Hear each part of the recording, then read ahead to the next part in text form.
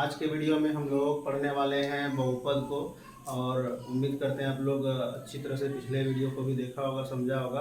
और आशा करते हैं इस वीडियो को भी आप लोग अच्छी तरह से देखें पूरा वीडियो और समझने की कोशिश करें बहुपद के बारे में।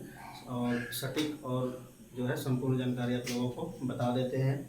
सबसे पहले बहुपद किसको बोलेंगे समझ लें। बहुपद हम लोग उसको बोलेंगे जो कि हमें पावर जिसका हो वो पूर्ण रूप से हो, पूर्ण घात में हो। जैसे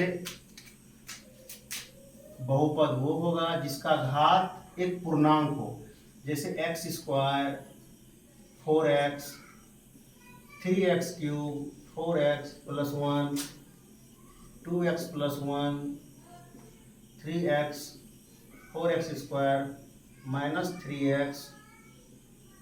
तो इस तरह से जो यहाँ पावर हम देख रहे हैं, पावर जो भी मेरा है, यहाँ 2 है, यहाँ 3 है, यहाँ पे कुछ नहीं तो 1 है, यहाँ 2 है, यहाँ 3 है।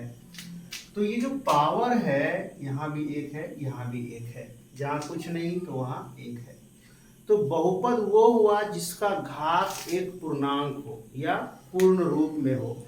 तो यहाँ पे 2 जो है वो पूरा है, 1 भी पूरा है, 3 भी पूरा है, 1 पूरा है, इसमें 2 पूरा है, इसमें 3 पूरा है।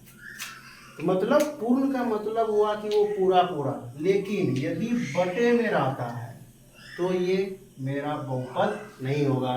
3/2 रह जाए पावर, 1/2 रह जाए, या -2, -4 इस तरह से पावर में रह जाए तो भी नहीं होगा। रूट में रहे पावर तो भी ये बहुपद नहीं होगा। तो बहुपद कौन होगा? जो केवल पूर्ण अंक में हो, जैसे 2, 4, 3, 1 इस तरह से पूरा पूरा अंक होना चाहिए तभी होगा। ना इसके साथ माइनस, ना इसके साथ में जो है बटे हो।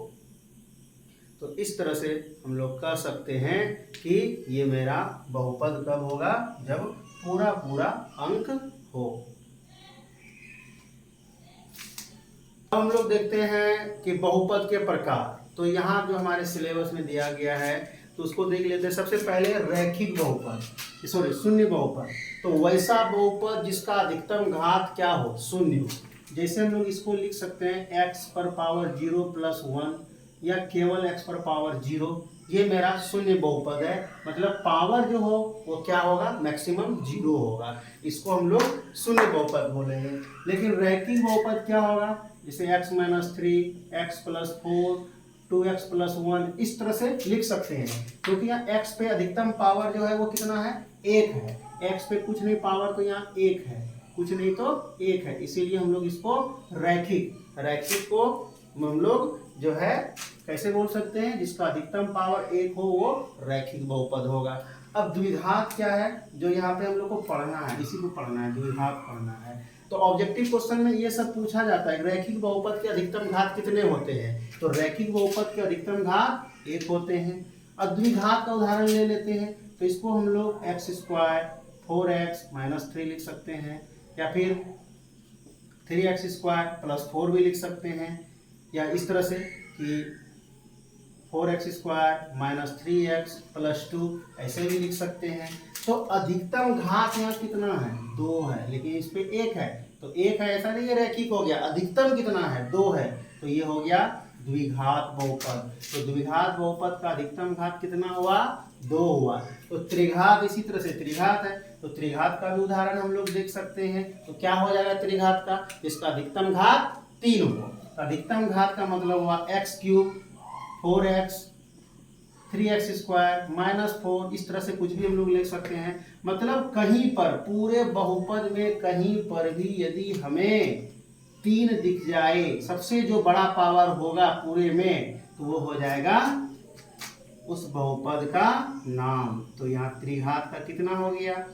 3 हो गया। त्रिघात के अधिकतम घात 3। और ये भी ध्यान देने वाली बात है, तो जितना बहुपद होगा, जितना डिग्री का वो बहुपद होगा, जैसे हम लोग कह सकते हैं यदि शून्य बहुपद है तो शून्य बहुपद के शून्यक जो होंगे वो शून्य ही होंगे, और इसका घात कितना हो जाएगा? वो शून्य हो जाएगा। द्विघात रैखिक का अगर यदि बात करें, शून्य तो रैखिक का शून्यक 1 होगा, क्योंकि पावर यदि 1 तो शून्यकों की संख्या भी 1, तो इसका घात कितना हो जाएगा, इसका 1, घात मतलब पावर। और यहाँ पे द्विघात है तो द्विघात के शून्यक की संख्या कितना हो जाएगा, 2 हो जाएगा, और इसका पावर कितना होगा, इसका पावर भी 2 हो जाएगा। तो अधिकतम शून्यकों की संख्या भी 2 और घात मतलब पावर, पावर जो यहाँ देख रहे हैं। तो त्रिघात का शून्य कितना हो जाएगा, अधिकतम 3 शून्य और पावर कितना हो जाएगा, 3 हो जाएगा। तो ये कुछ बातें याद रखनी जो ऑब्जेक्टिव में पूछे जाते हैं कि द्विघात के अधिकतम शून्यकों की संख्या कितनी होंगे, 2 होंगे, और पावर कितने होंगे, तो वो भी 2 होंगे। तो ये था कुछ बहुपद से रिलेटेड बेसिक जानकारी। अब हम लोग आगे देखते हैं। अब हम लोग देखते हैं जो हमें पढ़ना है इस चैप्टर में द्विघात बहुपद को। तो द्विघात बहुपद का जो है मानक रूप जो होता है वो ax² bx प्लस c। यहाँ पर जो है a b तथा c ये अचर राशि है।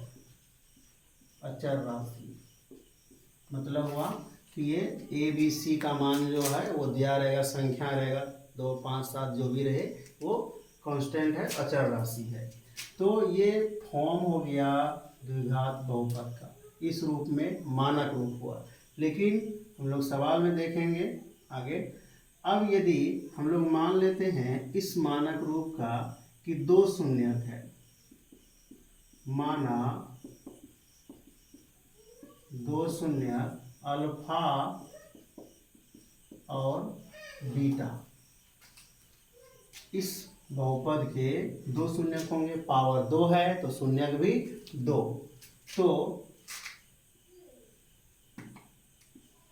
अल्फा प्लस बीटा, जिसको हम लोग बोल सकते हैं शून्यकों का योग, बराबर जो है -b/a, अर्थात अल्फा प्लस बीटा बराबर -b/a। और दूसरा शून्यकों का गुणनफल c/a, मतलब अल्फा इंटू बीटा c/a। ये 2 फॉर्मूला हमें उपयोग में लाना है, ये द्विघात बहुपद से संबंधित। अब क्या उपयोग में आएगा, अभी हम लोग एक सवाल देख लेते हैं इससे, और तब फिर हमें समझ में आएगा कि इसका क्या उपयोग है।